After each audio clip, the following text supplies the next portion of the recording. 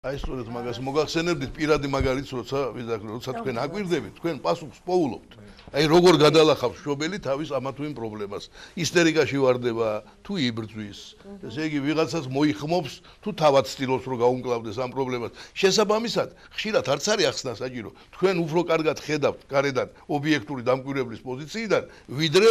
დისკუსიაში შესული გამიგეთ და შესაბამისად თუ ის გულწრფელია მშობელი და გულწრფელი არ კი არ თამაშობს არამედ მართლა გაჩვენეთ როგორ შეიძლება გადაილახოს ესა თუ ის პრობლემა ეს გიადვილებს შემდგომში საკუთარი პრობლემების გადალახოს ასე მგონია პანაცეას თუ ეძებთ ერთი პანაცეა ამ საქმეში ჭეშმარიტი და გულწრფელი სიყვარული რაც არის ხოლმე მშობელსა და შვილს შორის ხო ეს სიყვარული გადალახავს ყველაფერს თუ ეს არის და თუ ეს მიხვდა არ უნდა აღიქვა მშობელი არც როგორც კონკურენტი არც როგორც მენტორი არც როგორც მით უფრო ჯალათი უნდა აღიქვა რომ ეს არის ადამიანი რომელსაც გულწრფელად უყვარხარ მაგრამ ის ადამიანი არ არის ფთიანი ანგელოზი და ხანდახან შეეშლება ხანდახან ვერ იტყვის ისე როგორც საჭიროა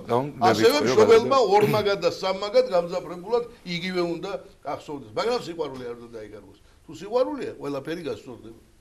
იყო პრესის მაგნატი მილიარდერი ჰერსტი ამისთანავე და მისი ქალიშვილი პატრიცია ჰერსტი ხდება ტერორისტი და 30 წელი ციხეში ჯდება მილიარდერი ონასისის ერთადერთი ვაჟი თავს იკლავს ადის თვითმფრინავით და თავს იკლავს ასევე თავს იკლავს სუპერ მილიარდერი კოდაკი და ასე შემდეგ მასადამე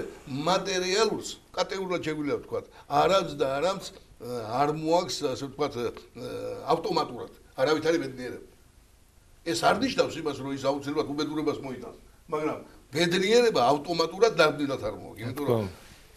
პერის ჰილტონი აიღეთ ჰილტონების უდიდესი ქსელის ერთადერთი შთამომავალი და მემკვიდრე მილიარდერი ერთდროულად ნარკომანი და ლოთი ისმება კითხვა მოუტანა რამე ბედნიერება მილიარდება რატო ვერ მოუტანა იმიტომ რომ სული დაავიწყდა იმიტომ რომ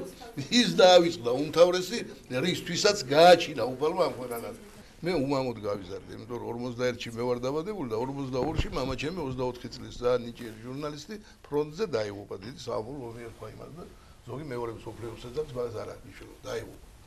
შესაბამისად უმამოდ გავიზარდე ეს რა პერიოდია 41-ში რო კაცი დაიბადება გაგარია ომში რა პერიოდი იქნება ხო ყველაფრის ნაკლებობა ძალიან დაბალი ხელფასი ჰქონდა ფილოლოგს დედაჩემს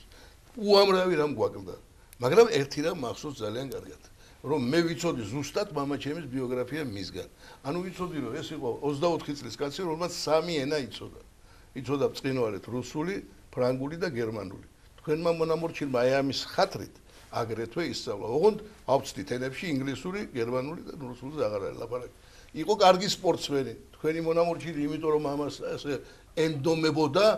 ქალაქის დაკრებში მოხვდა კრივში და პირველი თანეგის ფლობელი გახდა შემდეგ გია უკვე კარატეში შავი ქაბრის ფლობელია გრძელდება ეს ტრადიცია და აგრეთვე სამენაზე თავისუფლად ლაპარაკობს მაშასადამე მაგალითიც კი სწორად მოწოდა ხო უკრავდა ვიოლინოზე 7 კლასი ქონდა დამთავრებული დავიწყე ვიოლინს შეძება ვერ გაუძლე 4 წელზე მეტი და გიტარაზე გადავედი მაგრამ მაინც მუსიკაც არ მივატოვე მაშასადამე მე ის მამის ხატი არასდროს არ დაბიკარგავს და სულ წინ მედგა და მეხმარებოდა იმიტომ რომ სწორად იყო ეს მოძვილი დედაჩემისგან და ჩვენი ახლობლების არის მithmedas არ გინახავთ დაწყობილად არ ყოფილა ყველაფერი ეს შემდგომში წავიდა ისე რომ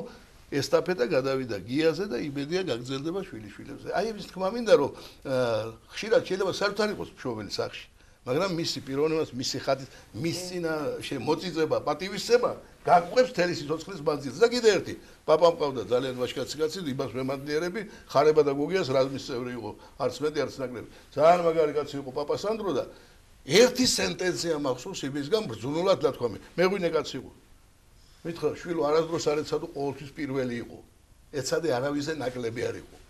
აბა კარგად დააგვირდით რა ხელას იბრძვი ამაში თუ შენ სულ პირველობა გინდა თავკერდზე იქნები აუცილებლად ეგო გაიღვიძებს და დიდი ეგოისტი გახდები თუ შენ უშვებ იმას რომ არავისზე ნაკლები არ უნდა იყო მაშასადამე ყოველთვის იბრძვი რომ შენი მაქსიმუმი გამოავლინო და ხან პირველი ხან მეორე ხან მესამე მაგრამ უშვებ იმას რომ ვიღაცამ შეიძლება უკეთეს მდგომარეობაში იქნები სულ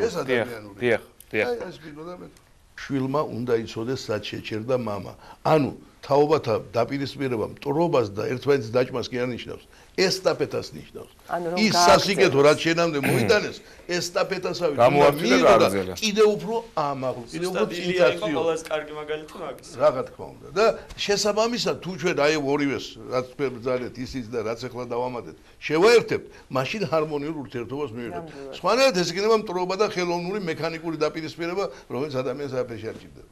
სან უნდა ჭკვიანურ რაღაცებს ვეუბნებოდეთ ხოლმე ჩვენ შვილებსა თუ შვილიშვილებს, მაინც ისინი გვაკვირდებიან, როგორ ვიქცევით ჩვენ, ანუ